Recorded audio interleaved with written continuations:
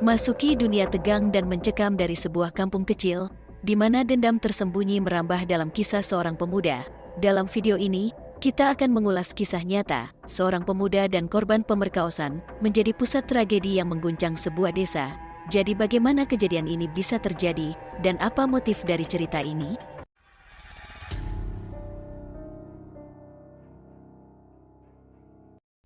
Saya perkenalkan yaitu Zakarias Bouknahak, atau yang lebih akrab disapa Zaki, berusia 22 tahun dan tinggal bersama keluarganya di Desa Rinbesihat, Kecamatan Tasifeto Barat, Belu, Nusa Tenggara Timur. Menurut pendapat tetangganya, Zaki dikenal sebagai seorang pemuda yang ceria dan gemar berkumpul, terutama di lingkungan kampungnya. Namun, beberapa warga juga menganggapnya sebagai pemuda yang suka bersikap berlebihan dan merasa pandai di lingkungannya.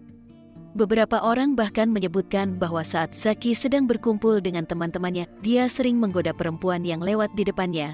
Hal ini menjadi perhatian masyarakat sekitar, karena tindakan seperti itu dianggap kurang sopan.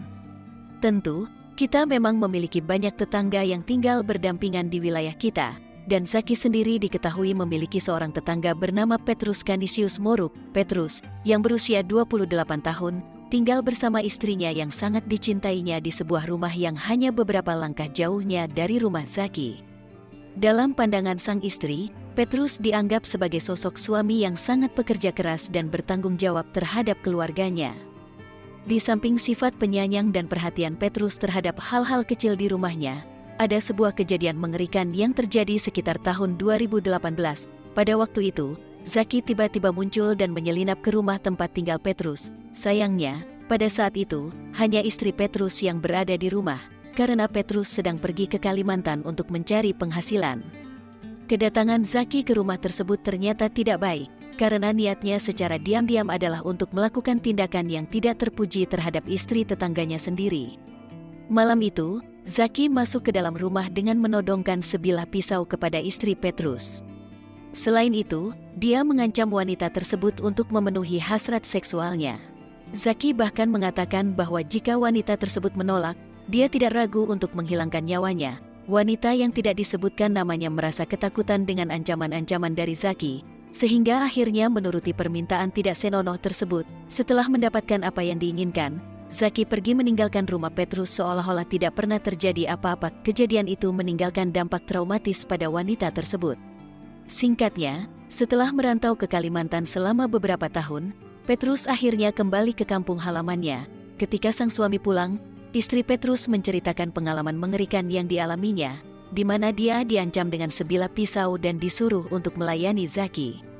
Petrus sangat marah dan sakit hati setelah mendengar pengakuan tersebut, maka ia mulai menyusun rencana balas dendam terhadap Zaki. Pada tanggal 9 Maret tahun 2020, sekitar jam 11.30 malam, Zaki dan seorang temannya pergi membeli rokok menggunakan sepeda motor milik Zaki. Mereka menuju wilayah Dusun Denleo, Desa Rinbesihat, namun karena kios yang dituju sudah tutup, Zaki dan temannya memutuskan untuk pergi ke tempat lain.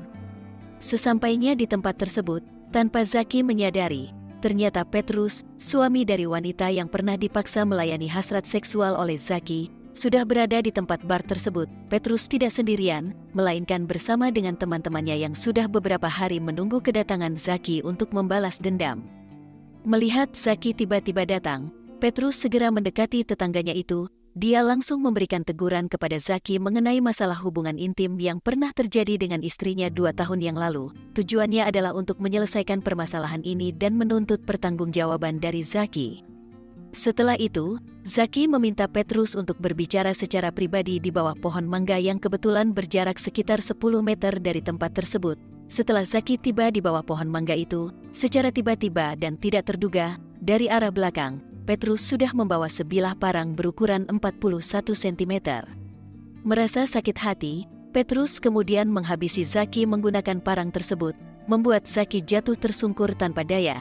Dalam keadaan seperti itu, Petrus menyabetkan parangnya sekali lagi, kali ini di bagian leher Zaki, sehingga leher itu nyaris terputus dari tubuhnya. Kejadian ini menjadi aksi balas dendam yang drastis dari Petrus terhadap perbuatan Zaki.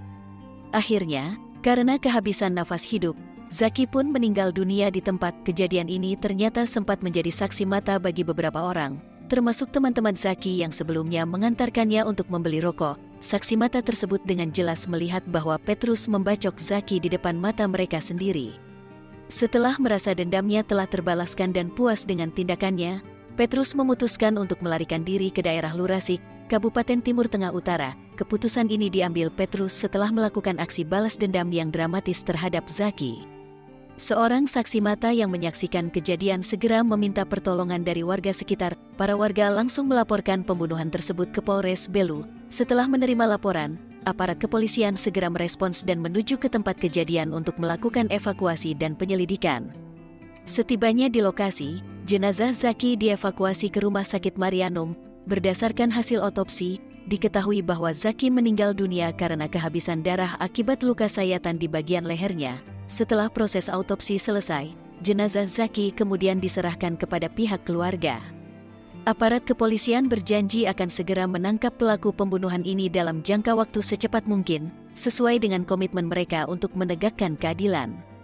Pihak berwajib yang menangani kasus ini segera menginterogasi beberapa rekan dari korban yang sebelumnya pergi bersama dengan Zaki.